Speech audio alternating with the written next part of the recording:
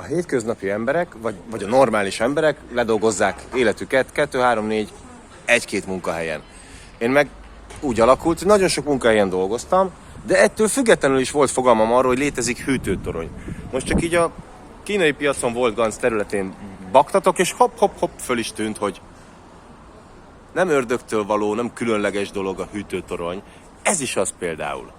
Szóval tényleg annyira primitív, tudatlan szar a társadalom, hogy olyan kurva könnyű megvezetni, és furcsa, hogy amikor elmondja valaki, hogy van megoldás, akkor süketek az idióták. Igen, a társadalom nagy része süket, idióta, fogalmatlan, kurvára elkeserítő, hogy az a szint, ahol a társadalom van, meg az én szintem, bizonyos ismeretek, meg megoldások tekintetében túlságosan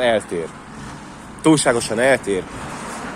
És ugye elmondok egy megoldást, de ez így, de ez úgy, és akkor jönnek a szar kifogások, és az ember azt mondja, hogy figyelj, te kifogásgyáros, miattad nem boldogul az emberiség, akkor meg vannak sértődve.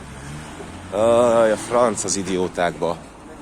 Kedves hallgató, te ismerted kedves néző, ismerted ezt, hogy könnyűszerrel lehet létrehozni dolgokat? Vagy nem? Szóval ott egy hűtőtorony. Amúgy meg én, igen, hát itt most dolgozom a Ganzban. Szerintem ez nem titok, hogy a Ganz Hidrónál, és ha bemegyek a munkahelyemre, a kapun, akkor valaki azt látja, hogy nagy szivattyúkat készít a cég, ahol dolgozom. Hogy kivel van szerződésben, ez is publikus, tehát klik, és akkor ott van, hogy rosszatom. És akkor az emberek, jaj, mi lesz? Én meg így nézek, hogy amit a vezetés akar. Az, hogy rettegjetek. Az. Ha megoldást akarnának, akkor ennyi. Van. Raktáron is kell szivattyú. Adok, amennyi kell.